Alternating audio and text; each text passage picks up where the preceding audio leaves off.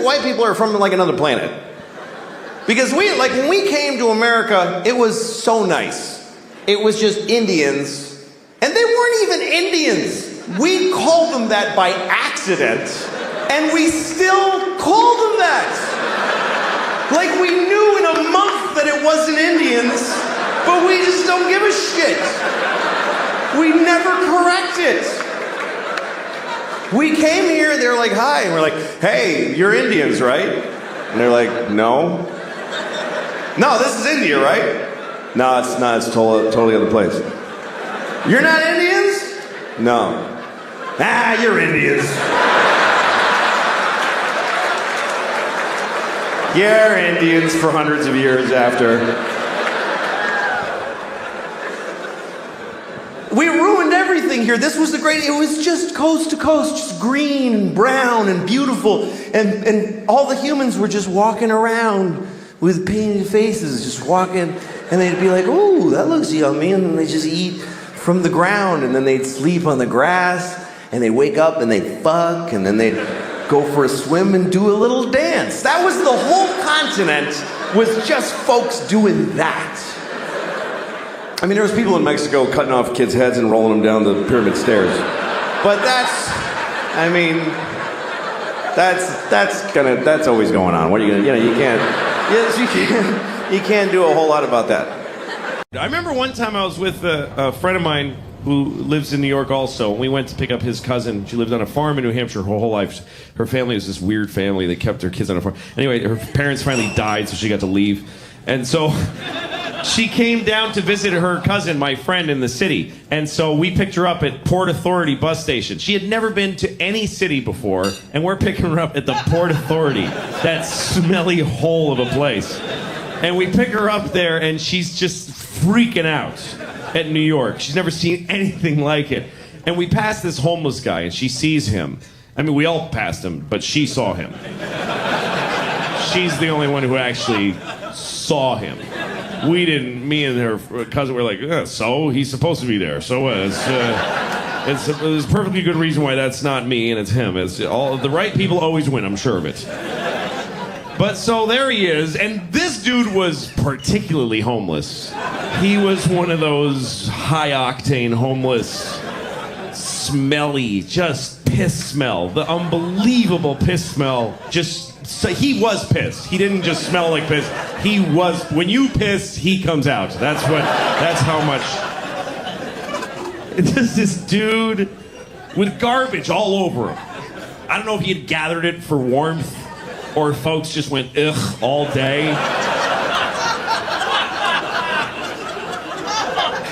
And he had dreadlocks. Not hacky sack, cool guy, medical marijuana dreadlocks. Just human neglect clumps of hair. A clump of hair for every year that no one knew his name or cared. Yeah, that's what you've been laughing at for the last 10 minutes. That's how bad it was. And again, me and my friend were just like, meh. His cousin immediately just gets, she's like, oh my God, she takes a knee. That's how, I mean, I'm not even taking a real knee now. That's how little I give a shit about the guy. He's not even here and I'm still like, yeah, it's close enough. She goes, oh my God, sir, are you okay? What happened? What happened? America happened. What do you mean, what happened? So she's down there, sir, can we call someone? And me and my friend, we're from New York, this is the crazy part. We immediately go to her, oh, no, honey, don't, We start correcting her behavior like she's doing something wrong. She's like, why, is he okay? No, he needs you desperately. That's not the point. We just don't do that here. You go, silly country girl. I'm very happy. I'm married, and I love my wife. I love her very much. My wife hates me. She fucking hates me. She hates me so much. Like, that's what she does. Like, if you asked her, what'd you do today? I fucking hate that guy. That's what I did today. I hate Louis. She's so mad at me all the time. Here's the latest thing. The other day, she got really mad. She said to me, you know what you did? You filled the dishwasher with dishes, you put the soap in, and you didn't turn it on. And I'm like, oh, shit. What are we going to do now? But here's the part where she blows my mind. This is amazing when she gets to this level. She says, well, why didn't you turn it on? Like I have a reason for not turning it on. And I'm like, can't I just be stupid? Can't it just be that I'm a fucking idiot? That I filled the dishwasher and then I went, duh, and I walked away? I can live with that. I'm cool with that. But she says, no, why'd you do it? Which means I decided not to do it. Do you know how much more of an asshole that makes me? That means I filled the dishwasher and then I went, you know what? Fuck her, I ain't turning it on. She can suck my dick if she thinks I'm pressing that on button. I'll fill it, but I don't fucking press on, not in my own house. Why would I do that?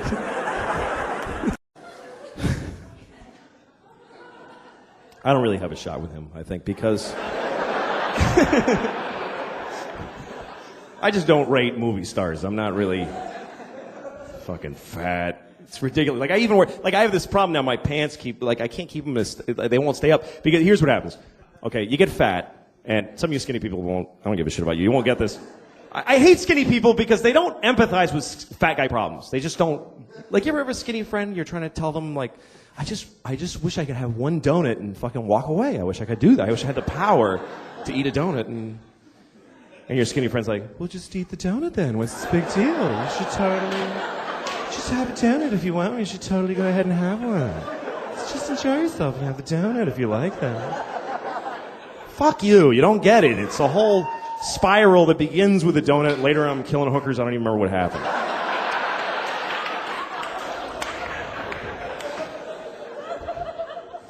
But so here's what happens. You get fat and your pants start to get tight, right? And then you get fatter because it's not like, oh, I'll stop eating now, you know? And then suddenly all your pants fucking hurt. Like every pair of pants hurts. And then you eat even more because it's like, fuck it now, man. Who even cares? Fat shit. Fucking obsessed with food. I went to this fucking thing with my wife and kids where it was like the kids and their kid friends and just a house full of assholes, you know, that have kids. And I'm just sitting there fucking, I just want to kill myself and I just want a bomb to drop on the whole house and take us all out. And I get in there, but then there's a plate of cookies. And like, as soon as I'm like, that's what I'm done. I'm eating every fucking cookie on that plate. That's what I'm here. That's what this all is fucking that. So, and you have to have a strategy, you know? You can't just fucking stand there and just fucking, fucking eat. You have to like sort of keep rediscovering the cookies, you know? You have to walk over and go like, oh, hey, so who brought those? That's cool. That's interesting. You do this. This means like, I totally could not eat it, but fuck, I don't want to hurt people's feelings. Brought the cookie. That's interesting. Yeah, I can take it or leave it. Totally fucking radar back there. Okay, new people around the dish. Do it again. Hey, fucking.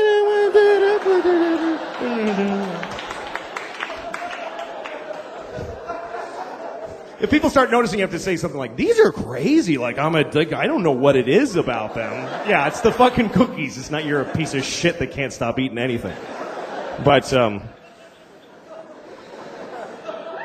so here's what happens. So you get fat enough, though, what happens is your belly starts to push out like this, and then it pushes your pants down to your pelvis because they won't hang in the normal place anymore. And then down there, they feel loose, and you start going, hey, losing weight, all right, I'm coming down. My pants are getting loose, I am getting thinner. I ate my way through to the other side, I did.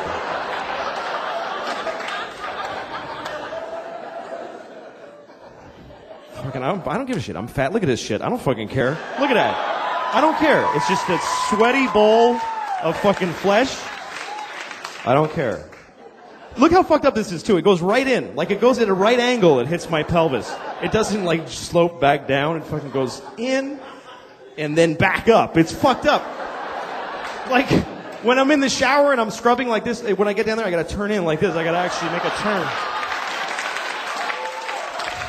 I'm gonna fucking cut in, or the crevice gets fucking filthy. It's ridiculous. It is. It's like a theater seat. There's like fucking receipts and shit and popcorn and fucking kids' toys and fuck, what the hell?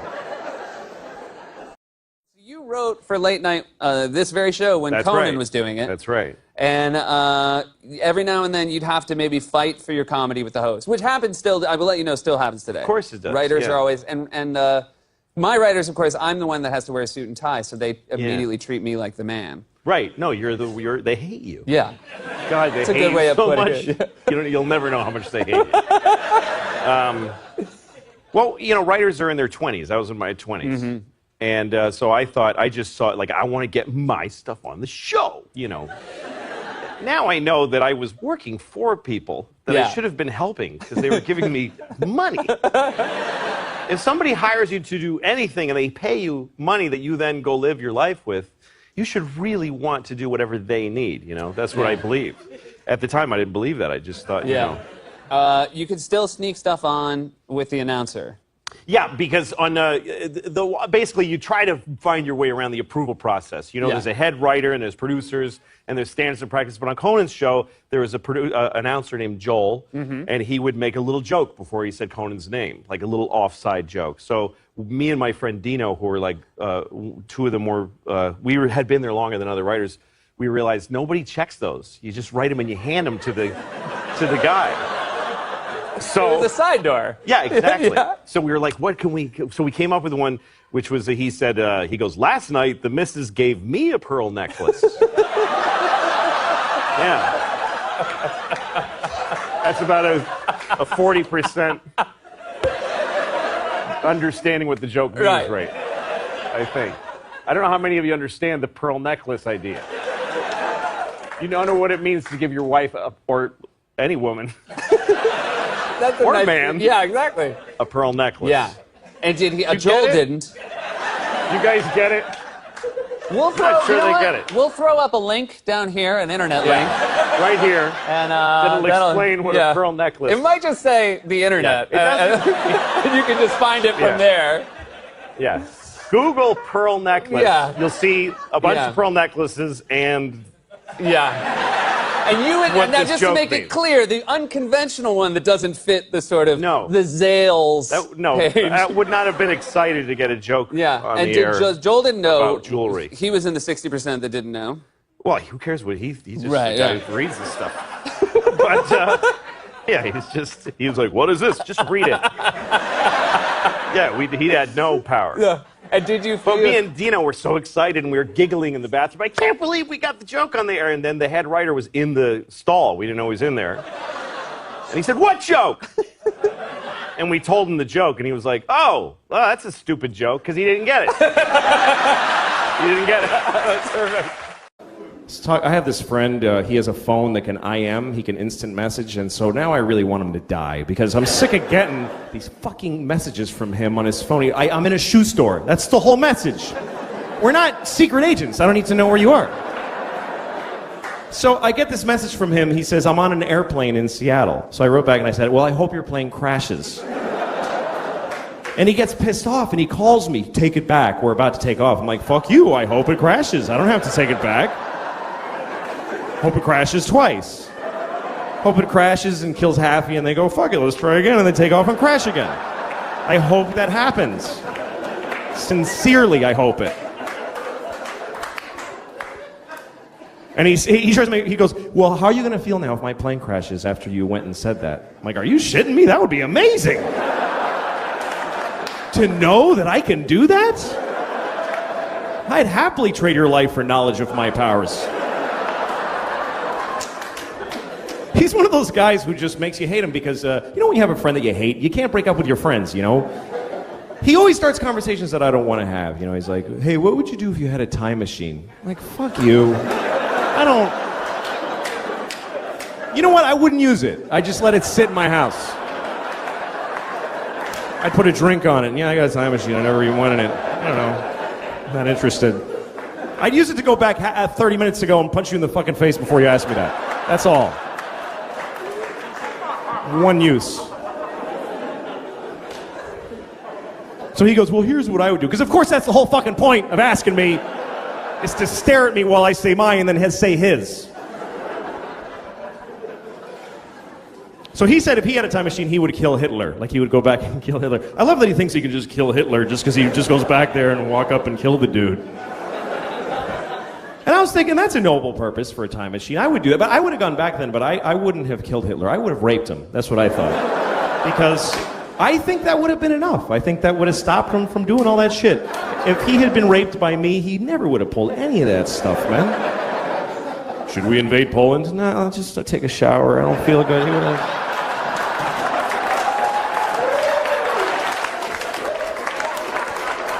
Low self-esteem, and you know.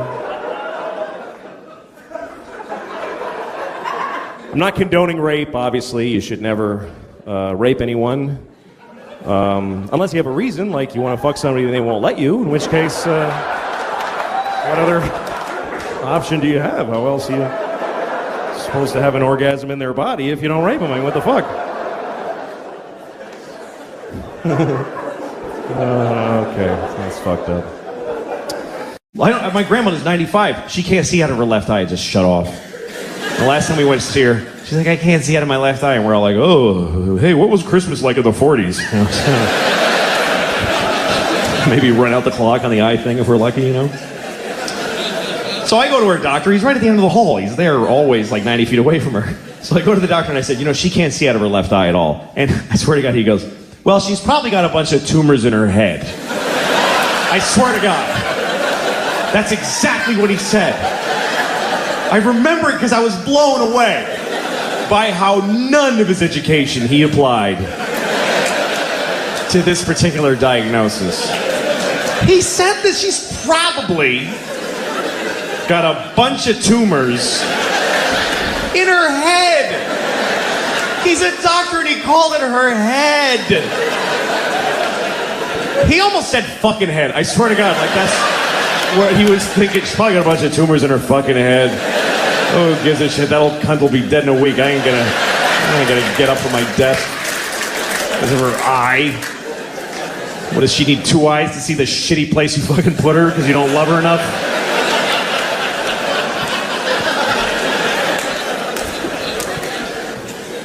Anyway, I ain't there yet. I'm halfway there. 40-year-old guys are not good specimens either. We're not...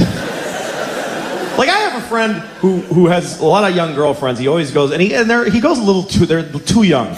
And it's not okay. You know, he brings them around and you're like, dude, don't. Like, literally point at her face and go, don't fuck her. That's awful. Because, and she's like, just bad, you know? But so he was gonna have sex with her one night and he said he wanted to go all night. Like, he wanted to really last a long time. So he said, I'm gonna drink a lot of milk so I can have a lot of sex. I was like, who told you that mattered? And he goes, well, because you can come more if you drink milk. This guy actually thinks that, like, you run out of cum, but if you drink milk, your body goes like, oh, dude, that's perfect. Just send that right through. That's fine. Nobody will know the difference. Just go ahead and send it through. Run out of cum and a pinch milk is fine. It does, you know, it doesn't matter. Go ahead and send it right through. Spray it all over his cat's face. Whatever he was doing. What? I'll come on my cat's face. If she's watching, she's gonna get a face full of cum. She knows that by now. She knows. It's her fault now. Come on my cat's face once, shame on me.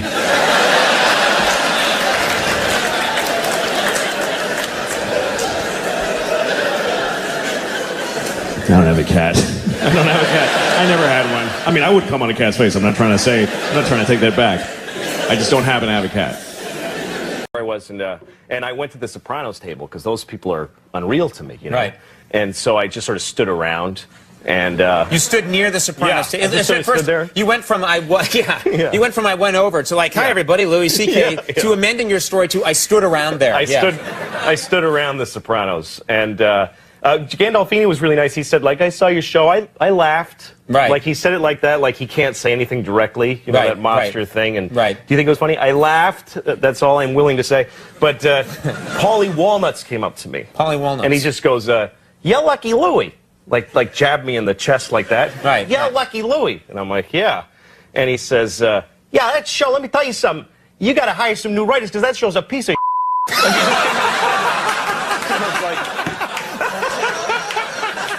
He said, you gotta fix it. You're gonna be committing Harry Carey within a year. That's awful. He's like, I turned it on. I was like, oh, what is this? Like, he's just hated it. And I wrote the show too, so I did.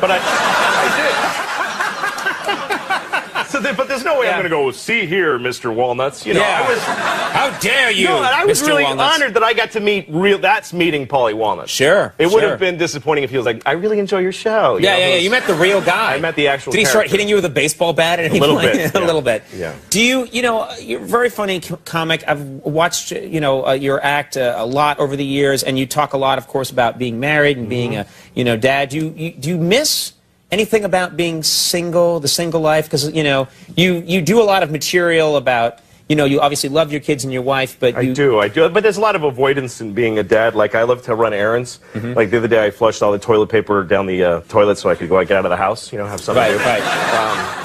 We love errands. Dads love errands. Yeah. But anything. I'll go paper towels. I'll go to the paper towel factory in Nova Scotia and get them right now. But I don't miss being single because I hated that. You didn't like being single? No, I wasn't good at it. I didn't know how to get with women. I had one beautiful Maybe it's the way you phrased it. Yeah, get with I wish to get with you. I wish to get with you. If that's possible, contact my lawyer. I wish to have you. Yeah. I was with one really hot woman once, and she got very drunk and slept with me. And the next morning, I remember her looking down at me, and she was so horrified. And what? She just looked at me like, ugh, like I feel like she felt like she had raped herself with me somehow.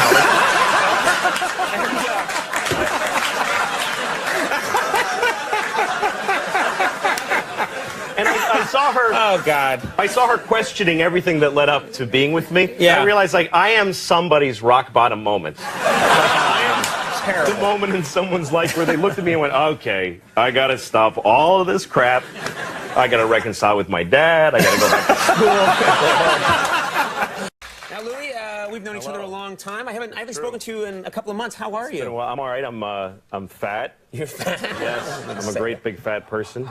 No. It's just been, I'm growing fatter. I just weighed myself and I'm 240. Mm-hmm. You know how doctors have like a formula for rule of thumb, how to figure what your optimum weight is? I'm pretty sure it's not your age plus 200 pounds.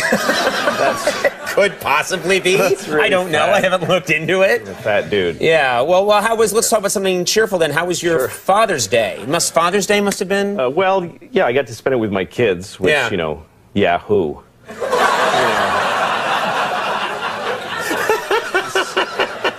You're such a sentimental sap. Well, it's not, it's like, hey, you're Employee of the Month, mop up. It's what I have to do. I have to be with my kids. Oh, shut up. None of you have kids. I can see it by looking at you. Here's the thing. Parents never get to say that it's hard. You don't get to say that. Right. And it's the hardest thing in the world. Anything else that's hard, you get to say, this sucks. Right. But when you're a parent, first of all, it's impossible.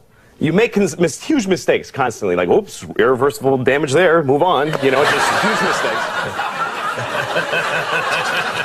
You don't get to sleep anymore. You don't have sex anymore. You eat standing up and fast. The entire nation depends on our success as parents. Yeah. And you don't even get to say it sucks. You have to say stuff like, I couldn't even imagine my life without my children. I can totally imagine my life.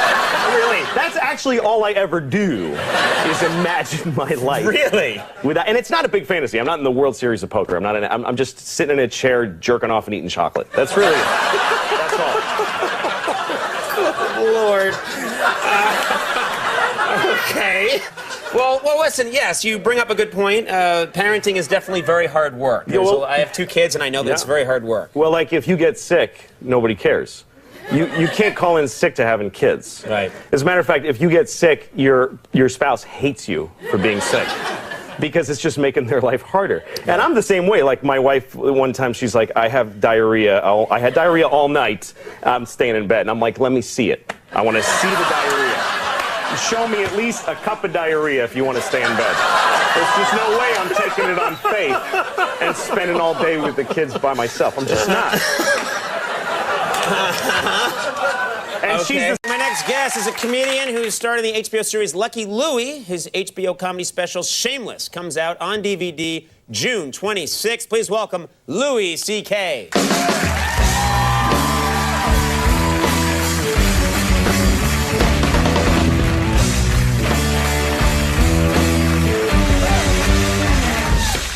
Now, Louis, we've known each other a long time. I haven't spoken to you in a couple of months. How are you? I'm all right. I'm fat. You're fat? Yes, I'm a great big fat person. No. I'm growing fatter. I just weighed myself and I'm 240. Mm-hmm. You know how doctors have like a formula for rule of thumb, how to figure what your optimum weight is? I'm pretty sure it's not your age plus 200 pounds. Could possibly be. Really I don't know. I haven't looked into it. I'm a fat dude. Yeah. Well, let's talk about something cheerful then. How was your Father's Day? Father's Day must have been? Well, yeah, I got to spend it with my kids, which, Yahoo.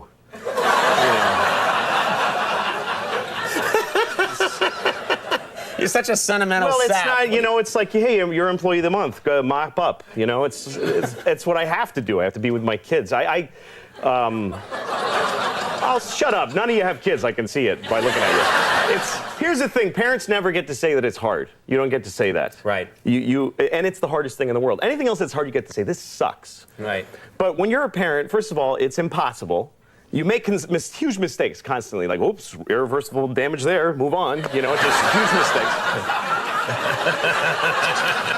You don't get to sleep anymore, you don't have sex anymore, you eat standing up and fast. The entire nation depends on our success as parents. Yeah. And you don't even get to say, it sucks. You have to say stuff like, I couldn't even imagine my life without my children.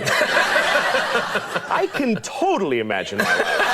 Really? That's actually all I ever do, is imagine my life. Really? And it's not a big fantasy. I'm not in the World Series of Poker. I'm just sitting in a chair, jerking off and eating chocolate. That's really it. That's all. Lord. Okay. Well, listen, yes, you bring up a good point. Parenting is definitely very hard work. I have 2 kids, and I know that it's very hard work. Well, like, if you get sick, nobody cares. You can't call in sick to having kids. Right. As a matter of fact, if you get sick, your spouse hates you for being sick.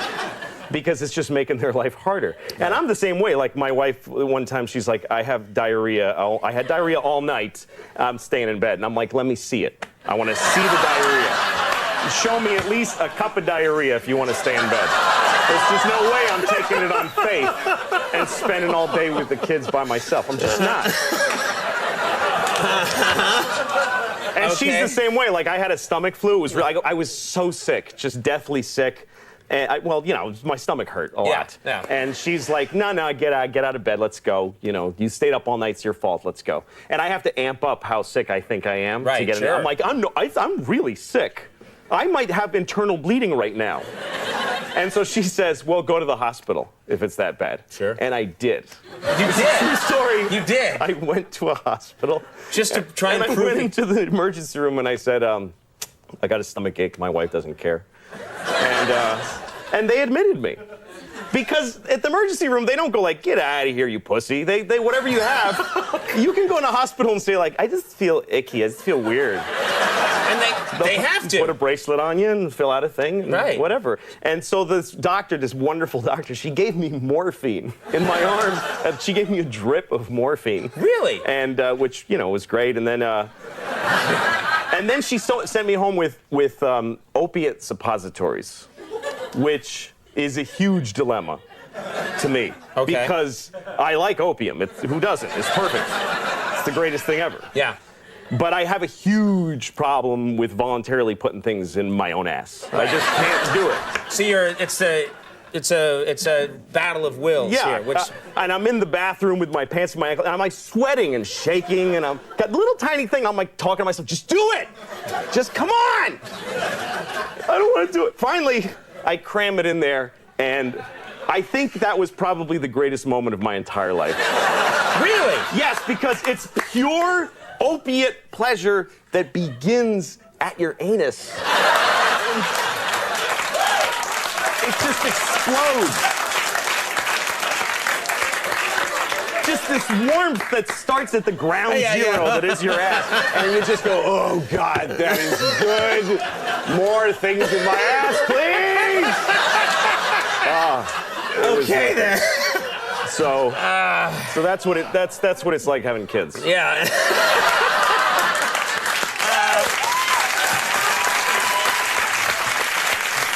Shameless comes out this Tuesday, and Louis will be appearing at Crackers Comedy Club in Indianapolis, June 22nd through the 24th. Louis C.K. Thank you. We'll be right back. The Mooney Suzuki. Stick around. That's my dog. Louis' dog, who's he's not going to rape. No, she likes it. She lets me. Yeah. Right, baby? So, I think that he's a better actor than Timothy Chalamet. Have you seen Dune? Yes, that is the third worst movie I ever saw. Oh, that's great. Yeah. I was watching it. I don't get it. Hold up. Piece of shit movie. Love that movie. It's just people.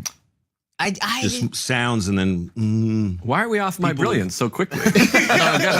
But everybody was moving to Williamsburg when we were, and nobody. It was just a little dog leg up to Greenpoint. Nobody was there, and we found a great place, like a lot of room. But when we were looking, the realtors are always Polish or German, or whatever Eastern European, and they give you, after they show you the place, they show you where the sun comes in. They give you all the, and part of the breakdown is the race breakdown. yeah.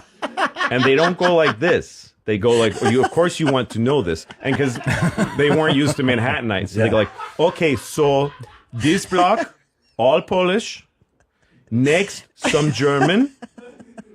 No blacks. No blacks. They're just like, the Jew is in, they always refer to Jews in the singular. The Jew, he's in Bed-Stuy. Yeah, but don't worry about black. Yeah, no blacks. No blacks. That's amazing. No, it is. It's funny. Like when we were making the movie, 4th of July on louisck.com for $15. One of the people that worked, I don't want to name him but he was one of the guys that we interviewed that worked on the movie.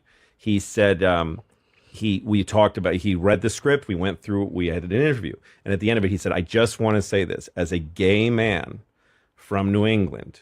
And he's saying it slowly, so I'm like, oh boy. He goes, the use of the word in your script, the liberal use, was such a refreshing thing to read. But it was the radio cab, so they call you. There was a dispatcher. You're right there, Joe. And You're in the seat of honor. I'm like Tony Pena. You like falling asleep? No, I'm good. I'm good. Yeah. Sorry, what were you saying? I almost fell off my stump. I'm ready now. You want to switch right now? No. You don't want to switch. You won't last I'll sit 5 there. minutes. No, You Louis, gotta you watch sit. Come on, take You're not going to be able to sit. I want to finish my fucking cab story. I don't think you Take a can seat. contort that way. You're not going to be able to sit here. Watch me. You'll be crippled. Watch me. Yeah. The problem with it. The problem was that it's not high enough for this kind of thing. That's why it's an ottoman, not a chair. Yeah. Because you can't drop your legs down. You're like this. You're squatting, but you're not quite squatting. Yeah, no. It's horrible. I agree. Yeah. It's the worst. No, this is no good for you. This is a fucking nightmare. You guys are such assholes. I'll for switch giving back. Yeah, you like World War II. You're a World War II history guy? I mean, I like to read about it. I didn't like it. Well, we weren't a part of it. What's that? Well, I just feel like in World War II, I understand Germany was bad. Can't denounce that. But why doesn't Japan get more shit? They were assholes too. Definitely assholes too. They were bad. But Horrible. it's just I don't think they care about this Asian on Asian hate. That's the problem. Yeah, because they were after the Chinese. They were that's killing what a lot it is. of Chinese people. They were raping babies and bayoneting them and everything. I mean, I don't know those specific things, but they did a lot of bad stuff. Yeah. Yeah. It's if we say it here on this podcast, it's a fact in this world. They were raping and bayoneting babies. I don't doubt that one Japanese soldier raped and bayoneted a baby. And it might have been 17. To rape a baby is psychotic. Even Hitler wouldn't do that. I think Hitler was I don't know. If he was left alone in a room with a baby, Right. Would he rape him? it's hard to say. You know, like if you leave a bunch of like 1,000 monkeys alone with 1,000 typewriters, they'll write a great novel. That's an old thing. Is that a real thing? It's not real, but it's a thing people say. So if you left 1,000 Hitlers alone with 1,000 babies, one would rape one. At least one. Yeah. Here, let me show you something. Do you mind throwing those on for a second? Yeah. I just always wanted to get your reaction. You can look at. I think it'll play on both, right? Yeah. This is just fun stuff that we like to show people. Oh, God. This is a backup camera? Oh, my God. Oh, my God. Oh, my God. Oh, my God. Jesus. Oh, my God. Oh, let him lean on the car. Don't move the car away. Look at that. He doesn't give He doesn't give a fuck. What?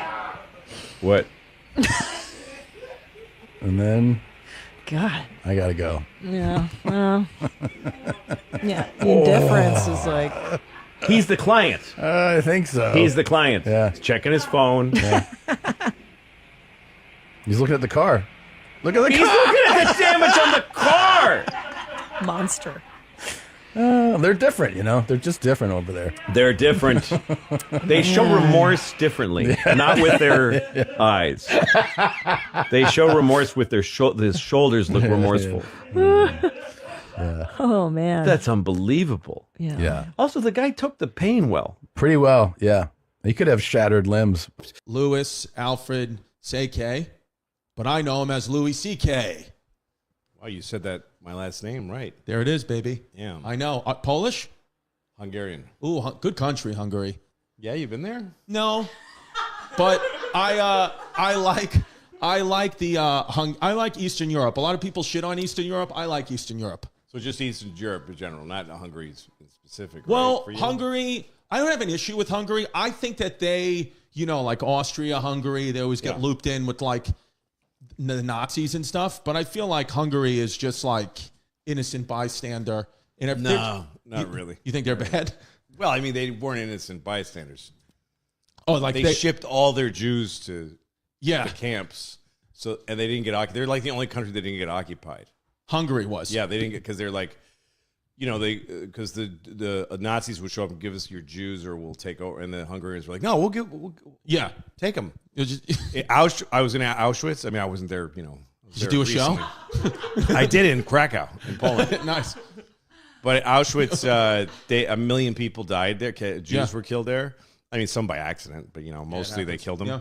Yeah. 600,000 were from Budapest, from Hungary. Wow. Yeah, so mostly Hungarians, because the Hungarian government was like, dude, totally take them. Take them all. Yeah. We hate them more. Yeah, I mean, we were rolling. Were you rolling already? We were rolling. Oh, wow. So maybe we just got all that. Well, you got to bleep, though. Oh. Uh-oh. Okay. Yeah. Which word is bad? Bleep? I'm going to say that's the Holy Trinity right there. Back in the day, we put over bleep. The bleep was... I can't. Nobody liked bleep. We are bleeping this, right? No, we're in Bay Ridge. Bay Ridge, you know when you're on bass? You ever play when you're on bass? Yeah, when you're on Bay Ridge, you can say it. It's fine. It's encouraged. That's right. It's actually how the council and this people is only get... on Bay Ridge Internet. This is Bay Ridge, cable access. Dad was there trying to get a degree, and that's where they met on campus. Wow. Yep. And I don't know what year. Harvard. So you're smart. Well, my dad didn't make it through it. My mom only took classes there. But, Still. she came from, farmers. Her dad was a math teacher and had a farm. But my dad's side of the family was like cultured, and they, also on the Mexicans, believe it or not, the Mexican side, they were quite educated.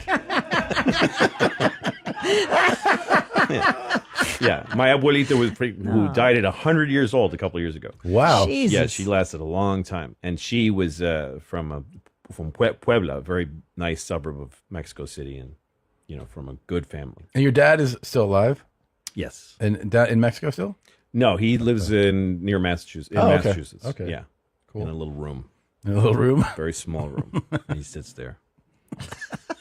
put your finger, put it in it, take it out. Yeah. Holy shit. Yeah, that's like 2 generations of trauma. I mean, the Hungarian is just gone, right? They're traumatized. Well, that was my grandfather was beaten up by cops.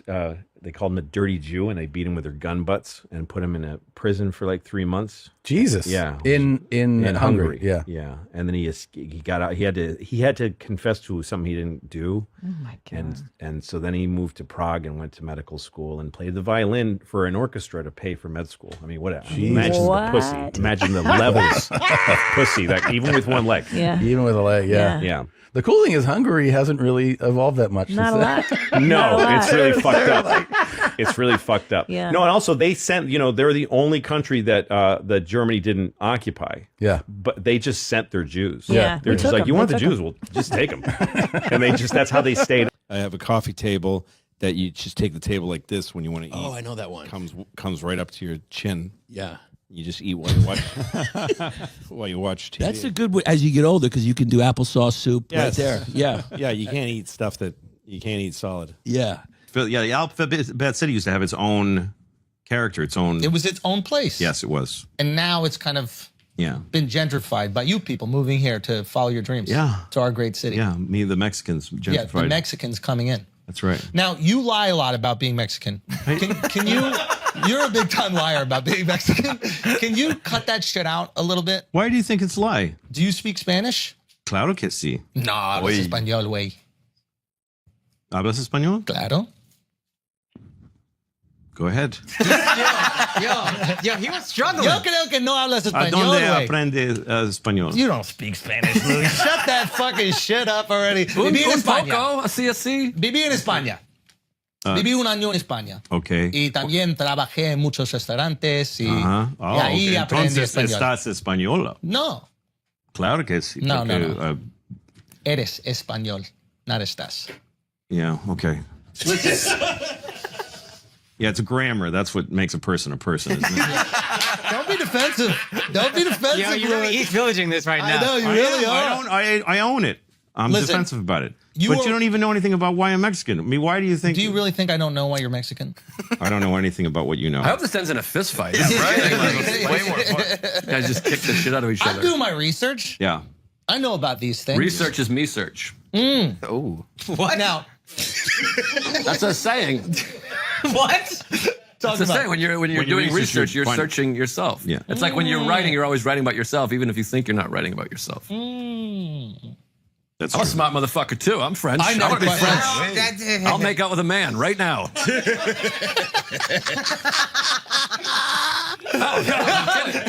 Mark was giving the opportunity. Invite him upstairs. Come on. We've got some spiral stairs. Yeah, we do. Did you feel when you walked up those stairs? They weren't spiral, but I like that image It's a better. half the spiral. Don't tell people what's on the back end. Yeah. I didn't go back there. I don't know anything. Oh. I believe in that. I trust that. If you tell me that's a spiral staircase. Yeah. You want to go for a walk up the staircase? No, but I it's there. Can I try again?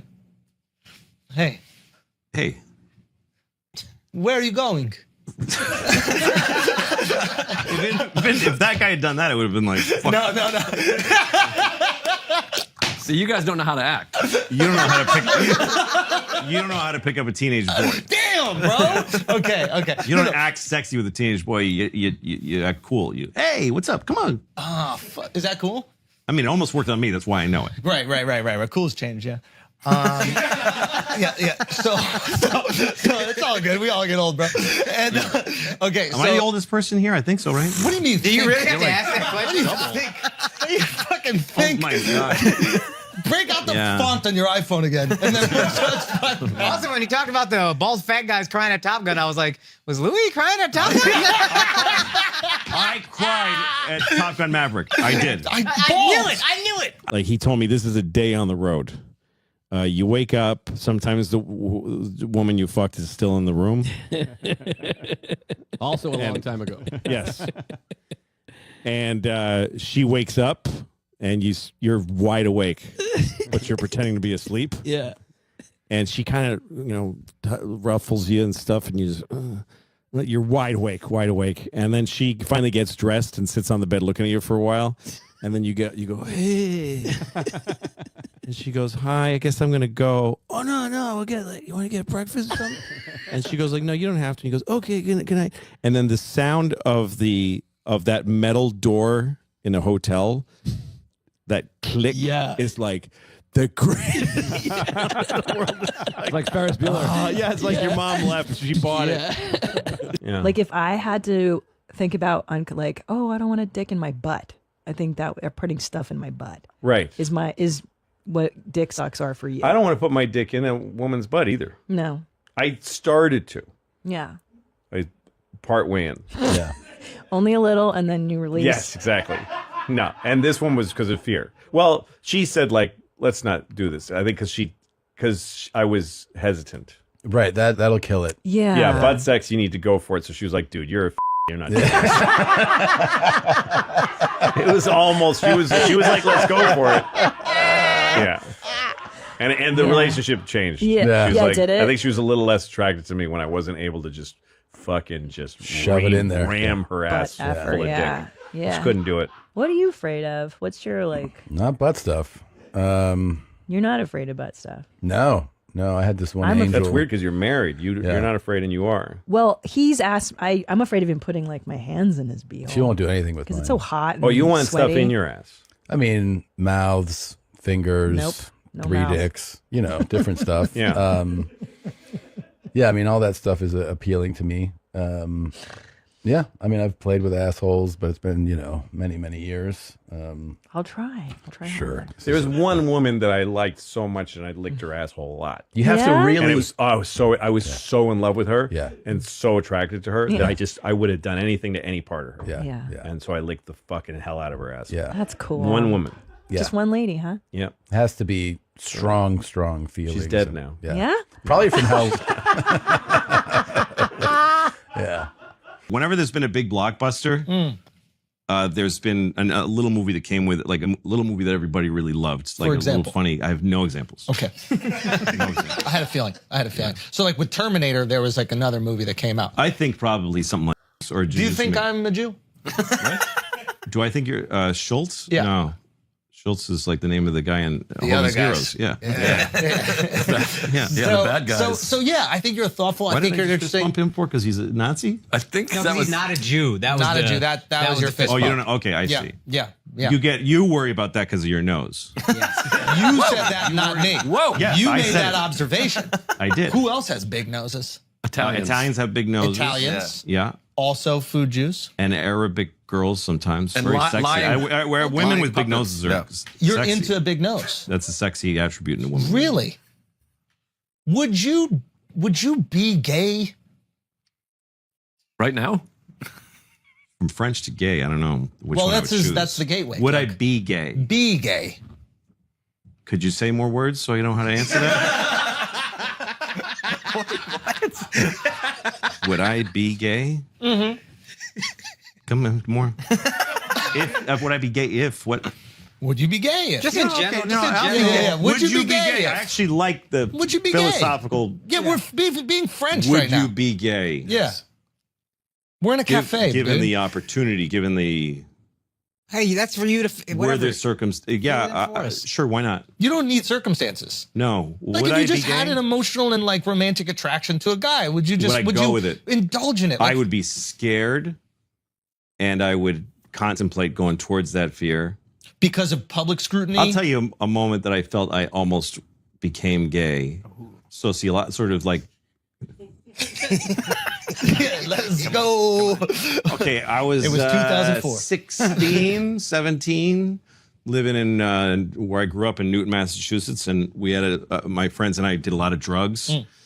And a friend of ours took us to downtown Boston loft show. It was like a concert in somebody's loft apartment. Okay. And it was super cool. And I felt so cool being there. And a friend of mine knew some of the bands, so I got to meet them. I'm 16, I'm 17, smoking pot, And so we're leaving the loft. We're going down these stairs that are going like this. And some guys are going up because it's continuing. And one guy goes, hey. And I look up and there's a guy at the top of the stairs. And he goes, he's wearing like Buddy Holly glasses or something. This is the 80s. And he says, hey. And I go, what? He goes, where are you going? And I said, well, we're leaving. And he goes, you're cute. And I said, thanks. And he said, come back up. And for 1 second, I thought, that's a choice up there. That's just going back up, letting my friends go back to Newton and being gay up there. That was a choice. Yeah. But I looked at him, and then I went forward in my head to the big, cock coming all in my face. And I was like, nah, let's go home. So homosexuality is a choice, is what we're taking from this. For me, at the moment, it was. A homosexual act would have been a choice. That's always a choice. Yeah. The guy's going, ugh, and the guy going, primer, fucker. How early did we come up with this? Like from the beginning of human existence, we evolved, through ideas. We were a scared naked ape, and then we were like, make a fire, it's a good idea. Kill an animal and take his fur, it's a good idea. Plant things and then wait, it's a good idea. But really quickly we came up with, just make them fucking do it. I'm not doing anything. I'm doing nothing. Make them fucking do it. That was like our third thing we did on Earth.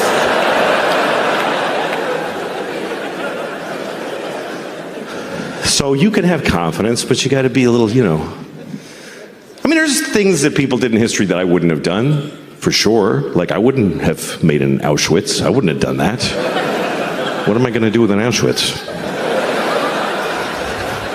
Yeah, Auschwitz is not one of those where you're like, it was the times, It was a horrible thing, obviously. Auschwitz, horrible. They killed people. They killed children. They killed little children in Auschwitz who could have grown up and moved to Brooklyn and hated black people, and they didn't get to do that. It's terrible. I know. I had a friend who's a comedian in England, and he made a joke about Auschwitz, and he got in a lot of trouble. There was a big shitstorm, and at one point, Auschwitz tweeted about his joke. It's true. It's an Auschwitz with a blue check. So it was like, oh, cool, it's really them. And they tweeted like, that's not funny. Why is the death camp tweeting?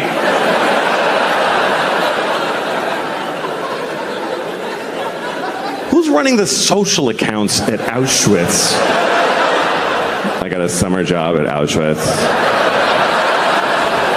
I'm running their Twitter.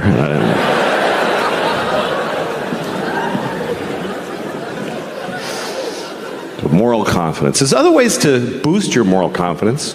Like you can do good things. Or not.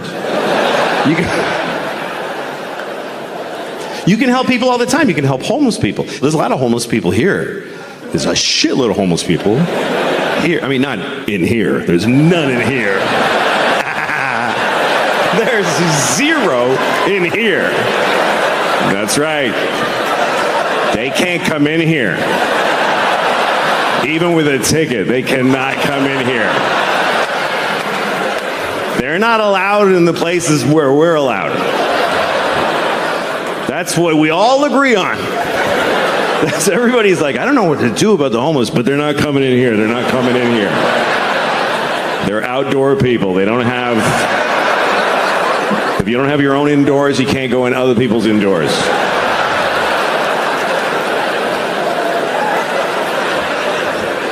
They can't go where we go. There's places where you'll never see a homeless person. Like the airport. There's no homeless people at the airport. You go to the bus station, they're on the bus beside you. But at the airport, they can't even get to it. They can't even get to it. You never seen a homeless person at the airport?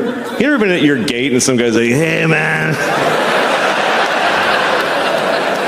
I'm trying to get to Tokyo, can you help me out?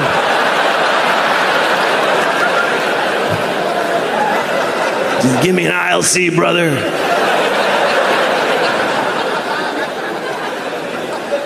And they're all over the country, everywhere now. I've been on tour, I've seen them everywhere. I was in Phoenix, and it was during the summer, 120 degrees. And homeless people are just standing at the intersection with a sign, and they're just cooking. You can't even tell what race he was before it burnt off. And he's holding a sign that says, "Help, I'm on fire." But you're in a white BMW, like, I can't, sorry. There's glass here. I can't help because of the glass.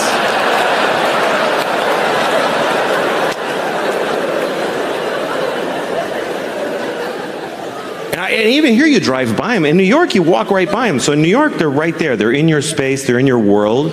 And you got to make a choice. Every couple of blocks, you got to make a choice. You going to help or not? You got to keep shooting. You got to put a limit on it somewhere because you're not going to help all of them. And you're not going to help any of them, really, with a few bucks. But there's always that, like, there's a homeless guy who lives, he doesn't live anywhere. But, I mean, he's, by definition, he's at large. But he's often seen. He's always on the corner by my house. Same guy, every day. And I walk past him every day on the way to the store. I go to the same store every day. I go to Claire's. I don't know if you know Claire's. It's a jewelry store for children. I go there every day. I buy a handful of scrunchies and I run home. Everything else I buy online. But anyway, when I walk by this homeless guy in the morning, he always goes, "Hey, man, can you help me out?" And I go, "Sure." I give him $5. Then I go to the store. 5 minutes later, I walk by, and he says, "Hey, man, he doesn't remember," which is fine, but I don't want to give him another $5, you know? Because I only have a few million. I don't know why. I don't know why. I clearly should. I don't know what makes me go, You had your $5, young man. What am I going to spoil him?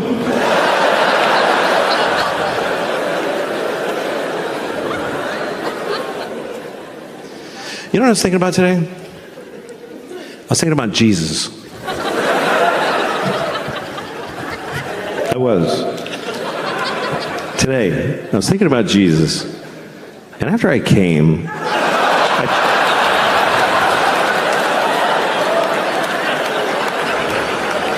thought, well, I feel sorry for Jesus. That's how I feel. I don't know how much you know about Jesus, but I feel fucking bad for Jesus, man. I do. He had a hard life. I mean, the last day was particularly difficult, but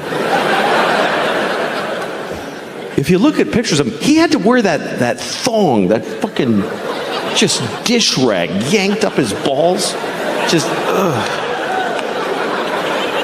carrying his cross like, fuck, just a rash. Some people say you should live like Jesus. Who can live? He was insane. You can't live like that. He had a weird life. I'm reading about Jesus. I have this book about Jesus. I'm going to share it with you.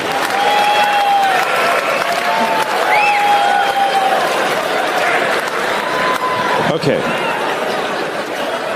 This is a book about Jesus. Actually, only this much is about Jesus. Only that, just that part.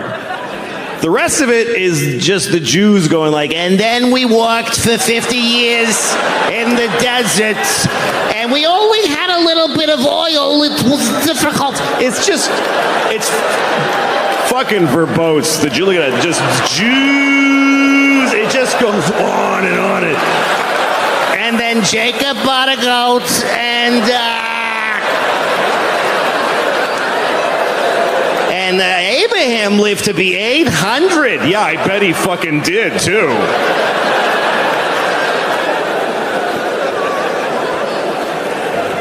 The Jews in the early chapters are all like 800 years old. And then God was like, I can't with these fucking Jews for 800 years. Heart disease starts today.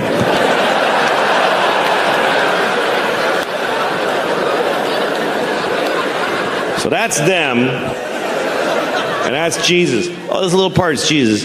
And the weird part is it's not all, like, it's all the same story over and over again. They tell the same story about Jesus' life over and over. First Matthew tells it, And then Mark is like, dude, that's not what, you're fucking drunk. Here's what happened. I'll tell you what happened. Hey, Paul, you weren't even here. Shut the fuck up. And I started reading it because I never read it. I was raised Catholic, but they don't encourage you to read in the church. They don't. They don't want you to read this. You know, Jews read this shit in Hebrew. And Baptists sit down, they read together. But the Catholics, they want you to come in the building. They want you to come in and they tell you. And you're like, can I read it? And they're like, no, I'll tell you what happened. You know, sorry, put the book down. But it's interesting because when you read the stories, you know, you think of them as lofty, kind of like, but some of them are just basic life in the Jesus life. Okay, here's one. This is when he turned water into wine. This is his first miracle. This is John chapter 2, okay? Okay, and on the third day, there was a wedding in Cana of Galilee, and the mother of Jesus was there. And both Jesus was called and his disciples to the wedding. And when they wanted wine, the mother of Jesus saith unto him, they have no wine here.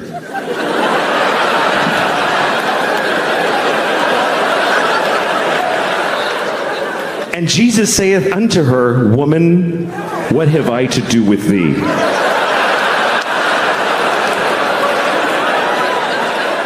Just life. Mary was a fucking alcoholic. He took her to a wedding. There's no fucking wine, Jesus. What am I supposed to do here without wine?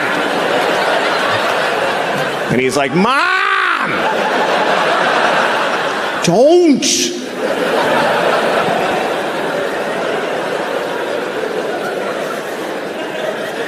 Anyway, you know the rest of the story is that Jesus, he's at the wedding, they had no wine. So Jesus went to the guy running the wedding and he was like, look in the water barrel. Like that, like a close-up magician. Why don't you take a look?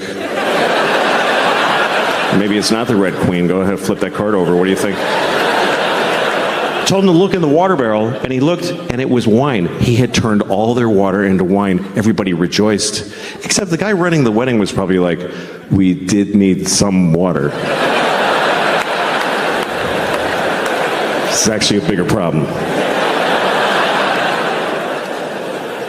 I have a feeling a lot of his miracles were met with mixed. Like, oh, thanks. That's great, Jesus. Fuck.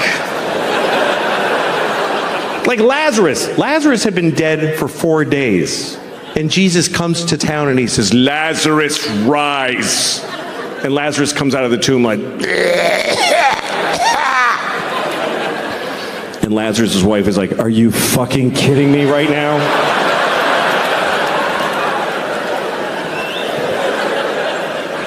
But so here's a story though I want to read to you.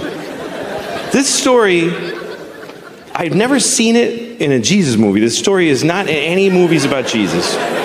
And it's not, I never, until I sat and read this, I never heard this story. Because it's weird. This is the story of Jesus cursing a fig tree.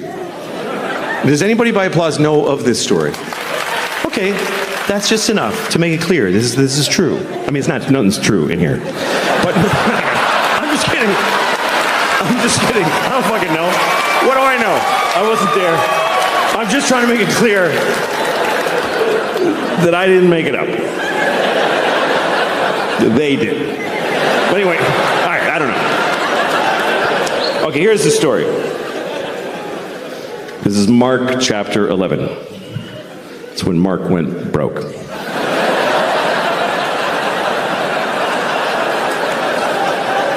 Okay. And Jesus entered into Jerusalem, and when he had looked around about and seen all things, and the eventide was come, he went out unto Bethany with the 12. See, Bethany was like a suburb of Jerusalem. So he went in Jerusalem. You know, you see all the shit downtown, but you don't stay downtown. You go to the Marriott by the airport. You know? That's what Bethany was. Okay?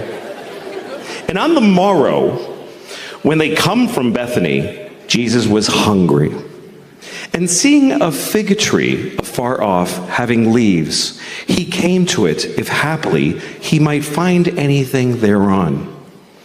But when he came to the tree, he found nothing but leaves, for the time of figs was not yet. And Jesus answered and saith unto the tree, No man shall eat fruit of thee hereafter and forever.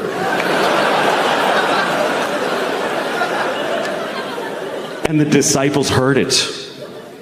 And in the morning when they passed by, they saw the fig tree dried up from the roots and dead. And Peter, calling to remembrance, saith unto him, Master, behold, the fig tree which thou dost cursest has withered away and died. And Jesus answered and saith unto them, Have faith in God.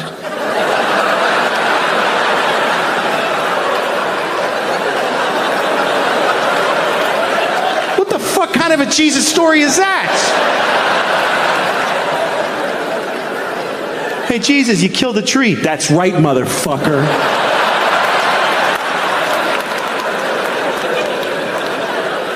What's the fucking point to this story? What is the moral? That Jesus just killed a tree. He was hungry. He was fucking cranky. He was like, there's no figs. Fuck you, tree. You're fucking dead, you piece of shit. I wanted a fig.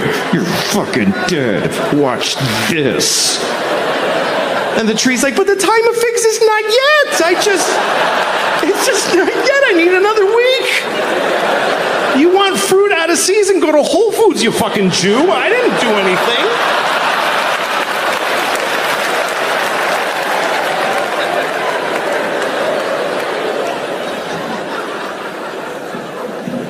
You can't act like that, man. You can't act like that. You walk around acting like that, folks will nail you to a cross. That's what they'll do. They will. You gotta fucking cool it, Jesus. He got a little, that's really what happened. Got a little shitty. A little big, He went to Jerusalem. That's a big town for a boy from Galilee. And he didn't just walk into Jerusalem. He walked in and his friends were like, King of the Jews, y'all! King of the motherfucking Jews! The Jews didn't like that. The Jews were like, not my president, whatever,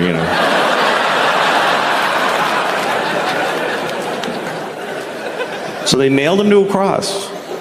This is what they did. And the weirdest thing to me about Catholicism and all Christianity is this image. This image is the image of the biggest, most powerful religion, the cleanest religion.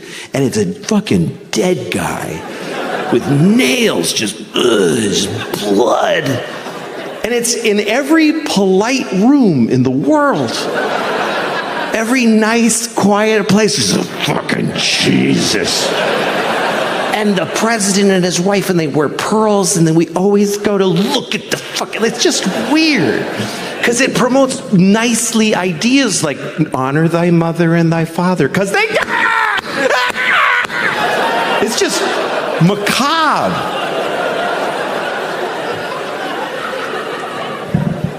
But I love it. I love the image. I love it. I was raised Catholic my whole life. I love this image. I stare at it. Every time I go by a church,